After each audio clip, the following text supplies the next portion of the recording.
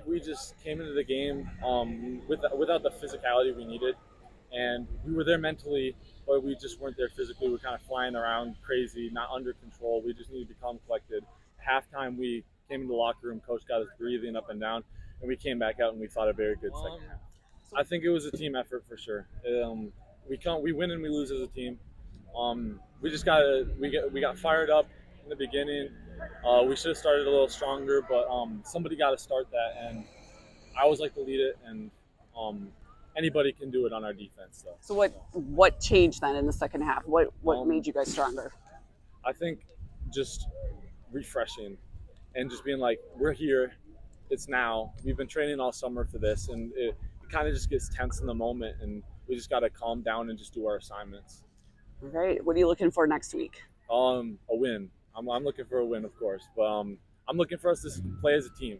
Just win as a team, play as a team, be a family, and that's what we stand for here at Park High School. So.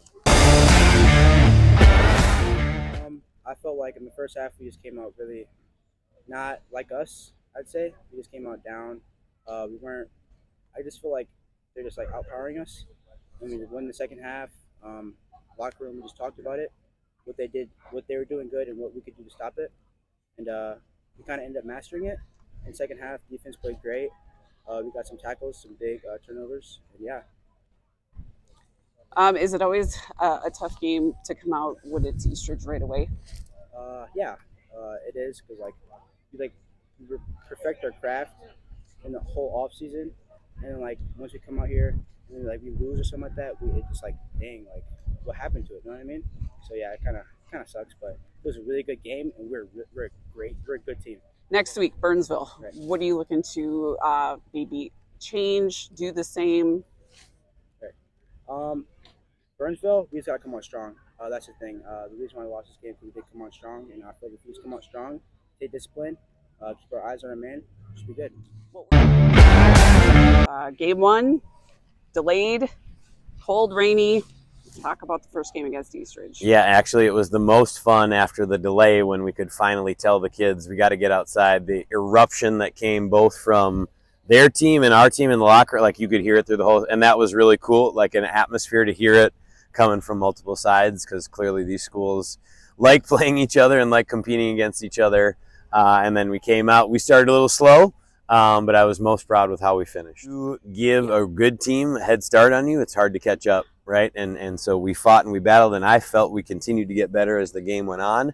However, if you give a good team 2 scores as quickly as we did, it can be hard to finally catch up. Having said that, though, we still had some pretty fun chances at the end, and that's what I was most proud of because I see the potential that we have on this team. Talk about Zarnota's debut, so to speak. Yeah. We had talked to him about you got to be the next guy and you got to be ready to go if something happens, and eventually that opportunity came out this evening. Misker will be back and he'll be fine. But Jacob did a heck of a job stepping in as our quarterback against a very good defense playing, and he's such a fierce competitor. I know that he's probably going to study this film more than the coaches do. Some of your key players tonight besides Zarnota, Cody Akins had a heck of a night. On both sides of the football, Cody Akins, absolutely. And Aiden Baki. Yep. Go on. Yeah. Aiden Baki is going to be a pretty special player at the end of this year. I told a lot of the media to watch out for him and his stats, and part of why he's such a good player is not his measurables. He's extremely coachable. He always wants to do better, and he always does what he's coached to do. And obviously, when you do what you're coached to do, you get in spots like that, and then it's just you love celebrating really awesome kids like that. The other one I definitely want to recognize is Mitchell DeMock, down in the ball at the 1.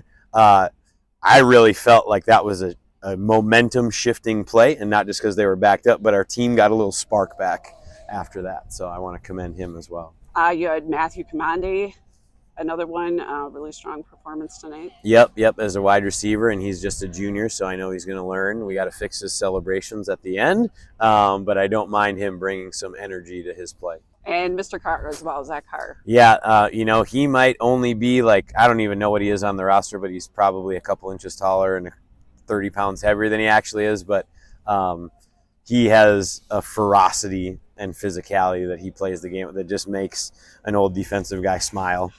He plays the game the way it should be played, and he gives every ounce of what he has out there. And it's fun to watch him. Actually, if you watch the tape, there's a play where he's running the alley, and even the ref comes over and gives him a fist bump after the play. That's pretty fun too. Noticed that Randy Shaver had a chat with you about the Guardian caps.